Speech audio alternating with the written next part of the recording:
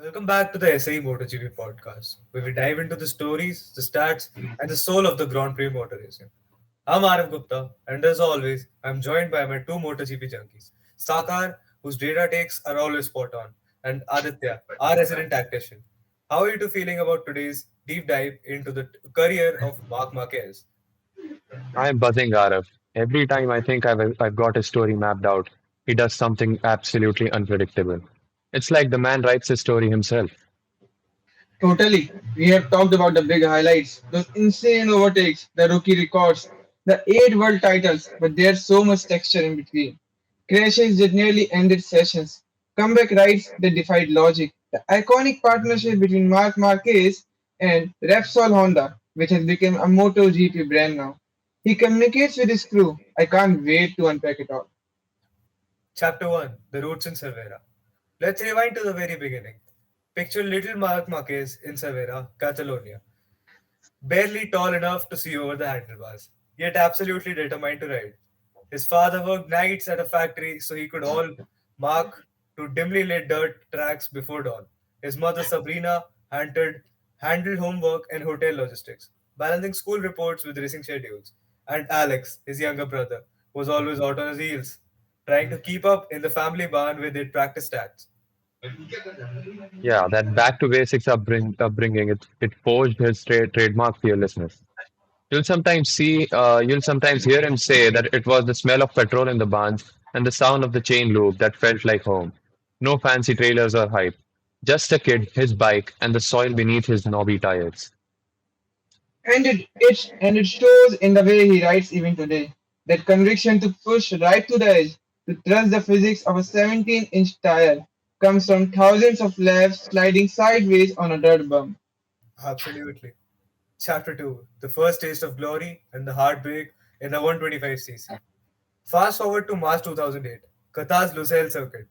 Mark, just 15, lines up for his first 125cc Grand Prix.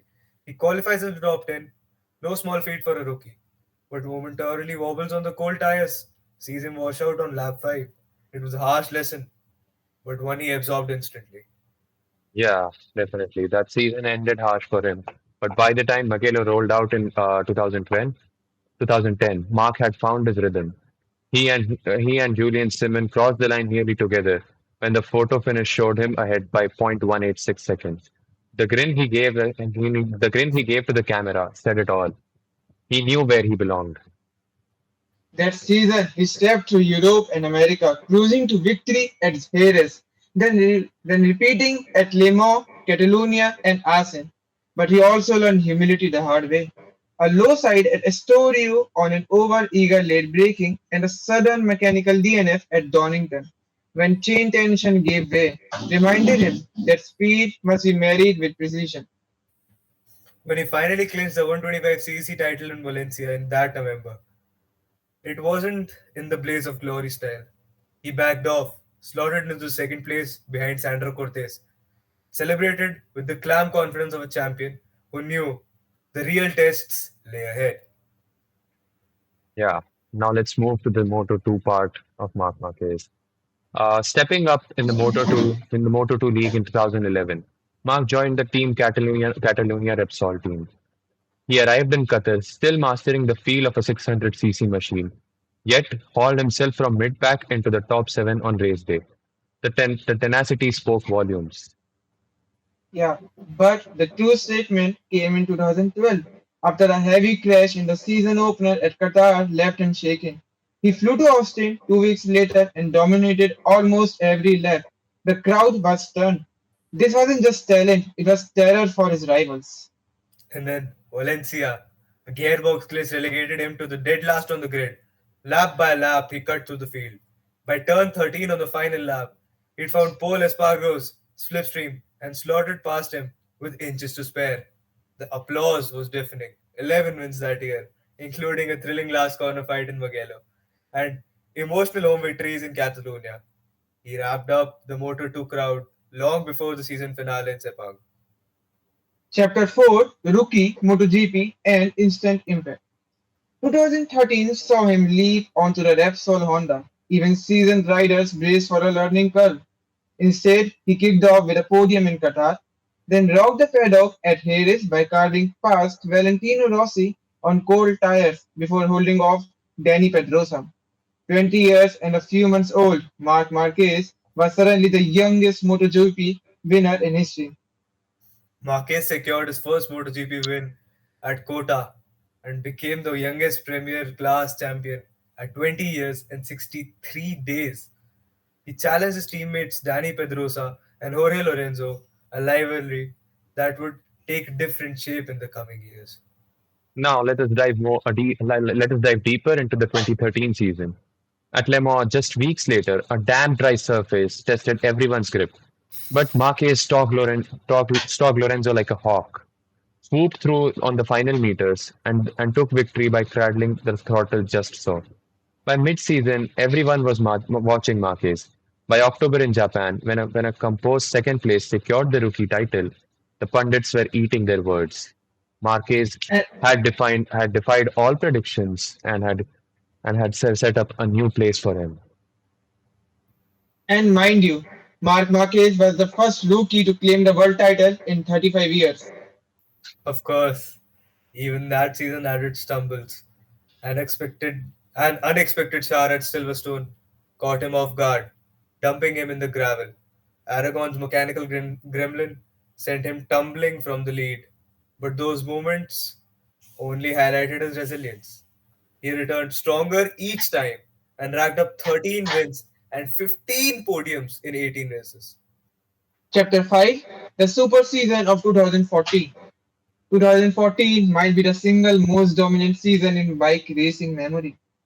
13 pole positions, 14 podiums, and 13 wins out of 18 races.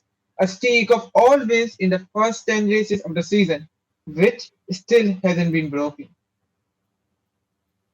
He won the opener in Qatar with the last lap pass on Lorenzo, then walked away lights to flag in the Americas.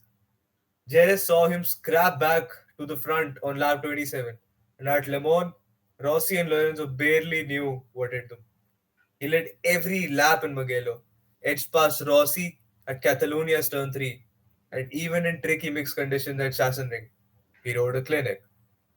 In just his second season, Marc Marquez was already onto the nerves of all the MotoGP legends. Rossi, Lorenzo, they were challenged to their core. By Spielberg, a nondescript Sunday on paper, he clinched the title so early that the Honda camp was halfway packing by lap 10. He still added wins to the season at Silverstone and then in Misano, before a hydraulic failure at Motegi finally dropped him to a ninth place finish. His first finish outside the podium throughout that season. His only real mechanical bloat in a season of near perfection was that hydraulic failure. Marquez became a two-time world champion at just the age of 21. His strategizing, skills of riding in the rain while keeping the speed was just outrightly brave. Now let's move to the prime, the 2015 to 2019 time. The rivalries, redemption, and the rain. The saga with Valentino Rossi came to a head in 2015. Sepang erupted with Rossi ran him wide and in split second Mark went down. Rossi was penalized, voices were raised, and the paddock rumbled with split opinions. The most controversial race in the history of MotoGP, in my opinion. But a week later at Philippe Island, Mark delivered a last corner masterpiece on Lorenzo to seal his third title.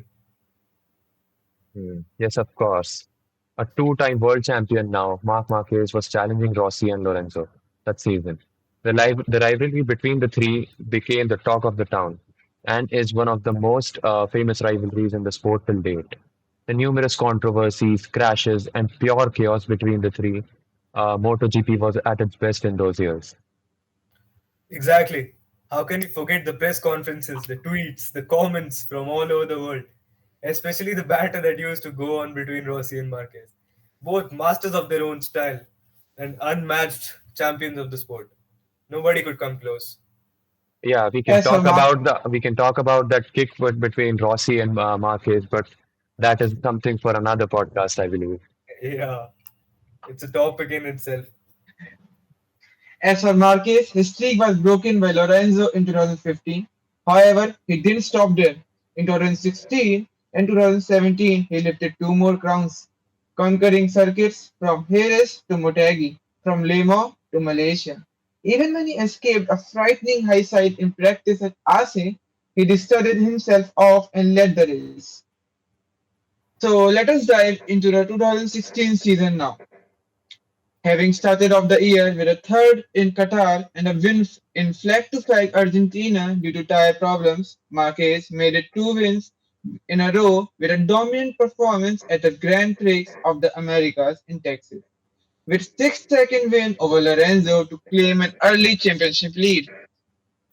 The first European race was held in Jerez in Spain, where was the first test of Marquez, his new mentality and patience, and he proved it by finishing third in his home Grand Prix behind Yamaha men Rossi and Lorenzo.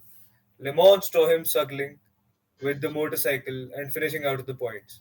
After the bad result in France, Marquez and his team worked to improve the results and maintain their leadership. Their work gave them three second places in the next three races: the Italian Grand Prix, the Spanish Grand Prix, and the Dutch, and the first place in the GoPro Motorrad Grand Prix Deutschland at the Sachsenring.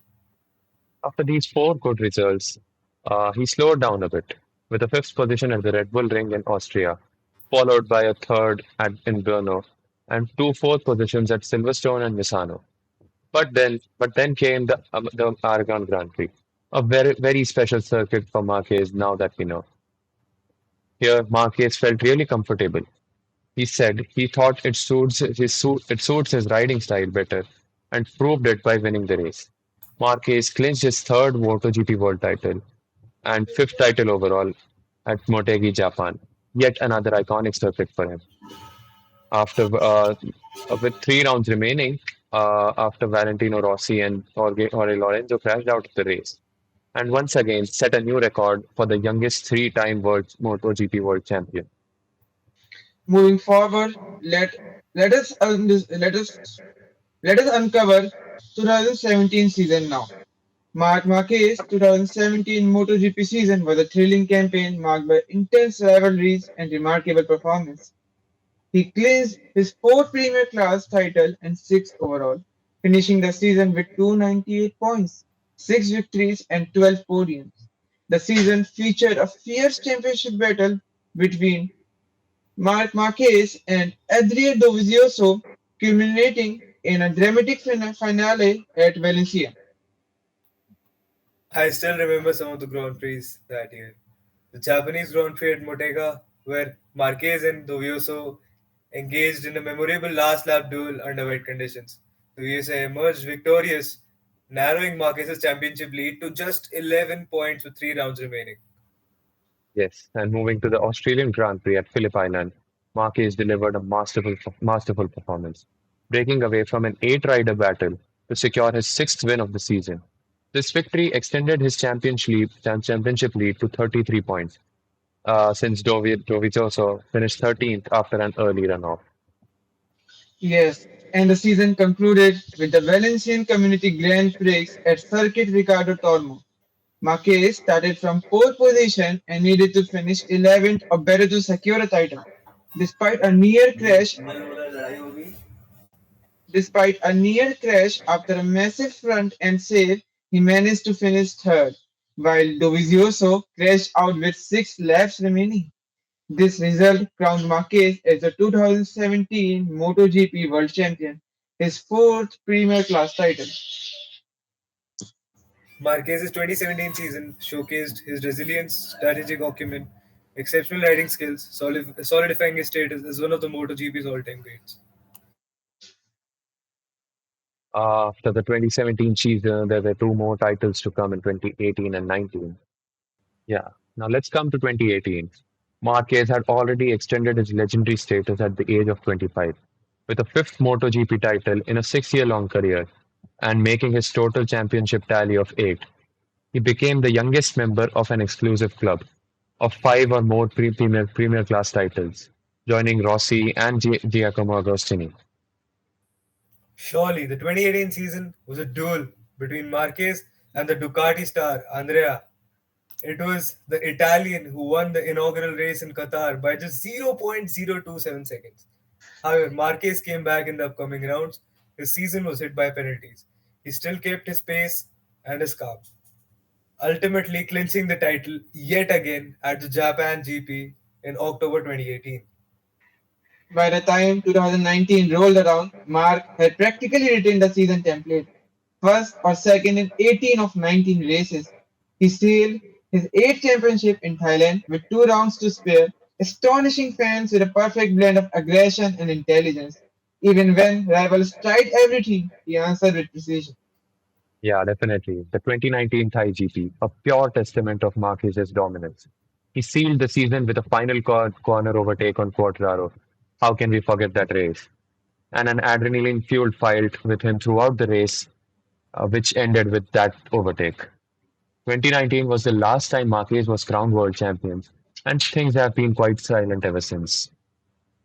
Chapter 7: The Fall and the Fight Back. Then, July 2020 at Paris changed the narrative. A left to low side fractured his humerus in a compound break. He endured multiple surgeries, nerve grafts, and even battled with vision issues. When he returned 3 weeks later, it was heroic, but perhaps too soon. He needed more healing. As the decade changed, Honda's bikes have lost their grunt, and Ducati and Aprilia have surged ahead. Mark's world became a test of willpower as much as rider skill. He clung on, snatched a win at Sachsenring in 2021, and then battled pain and inconsistency throughout 2022. So victories in Portimao and Jerez reminded everyone that the spirit in Marquez was still alive. In 2023, the RC213VS upgrade gave him the glimpses of old magic. Podiums at Qatar and Le Mans, a save at Barcelona that had fans grasping. Yet full blown victories remained elusive. Still, every lap he completes feels like a statement. He's not done writing his story. Yeah. And talking about fightbacks, how can we miss the 2024 Aragon GP? A race which saw Mark find himself once again, securing pole position, winning the sprint race, and leading every lap of the main event. Yes, of course, that race reminded the world about who Marc Marquez really is. It had been quite a time. 1,043 days is a lot. Marquez dominated that weekend, securing the pole position, winning the sprint race, and leading every lap of the main event. The race was not without drama. A collision between Bernea and Alex Marquez on lap 17 resulted in both riders crashing out, significantly impacting the championship standings. George Martin capitalized on the situation, finishing second and extending his lead in the title race. But without any doubt, Marquez was talk of the world that day. Chapter 8: What's left for the Spaniard to conquer? So here we are in 2025. Honda promised a reborn RC213V ready to take on the Ducati juggernaut. Mark's body may carry the scars of 2020, but his mind is steel clad. Can he harness Honda's return to form and chase a ninth crown? With the new Ducati Red, even though the results don't match the record books again, Marc Marquez's legacy is unshakable. 8 titles, countless records, and a riding spirit that redefines what's possible on two wheels. And of course, Mark has definitely started the season on a high, and every other rider, including his teammate Francesco Bagnaia, a modern champion on the same bike as him, seems to struggle against him. Marquez is without a doubt leading every race and leaving every other rider behind. He reminds us again that greatness demands sweat, scars, and an unbreakable will. Whether he pins the throttle for another championship or simply mines every ounce of racing joy in the seasons ahead, we'll be watching and we'll be cheering. Let us now uncover some of the injuries of Marc Marquez. This is something that really amuses me, how the man is still alive and racing even after going through such serious injuries. In 2018, he suffered a shoulder shift when it seemed that the injuries had given him a respite. They reappeared. In 2018, his left shoulder came out for the second time that season. It was his own brother, Alex Marquez, who repositioned him. Thanks to the surgery and a winter of rest and rehabilitation, he was able to make it to 2019 well. Yeah, just not that. In 2019, again, this time right shoulder. That year, he suffered the same injury again, but this time in his right shoulder. The recovery was somewhat longer, and he could not return to the ring until 2020 at the Harris circuit in the middle of COVID. Everything seemed to be going great. He was in first position leading to the race, but suddenly he crashed again. He gets back on the bike already from the last position. The move is expensive as he falls again, and this time the impact is more serious. He had surgery a couple of days later, and after attending training, he had to retire and stay at home. Yeah, I remember both surgeries in both shoulders, that too back to back. And after that, yet again a fatal accident in 2020. It was all the times were already too bad for Marquez, along with the issues with the bikes of Honda Racing.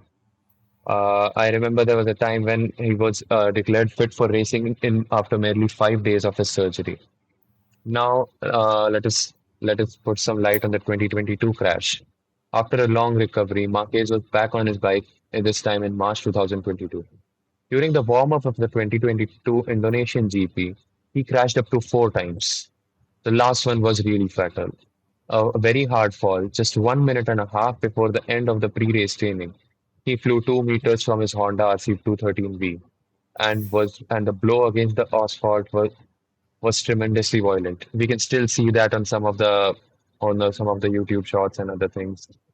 After undergoing medical tests and all, his worst nightmare was confirmed. He had suffered a head injury, and his usual companion Diplopia had returned to visit him. Marquez was declared unfit to contest the MotoGP Grand Prix in Mandalika. Yeah, going back to the past, and it still amuses me. Now that wraps up our deep dive into the life and career of Marc Marquez here on the SE MotoGP podcast. We really hope you enjoyed it. Ride fast, ride safe, and keep chasing your own victories, just like the legend Marc Marquez. We'll catch you next time on the SA MotoGP podcast. Thank you so much. Yeah, see you around.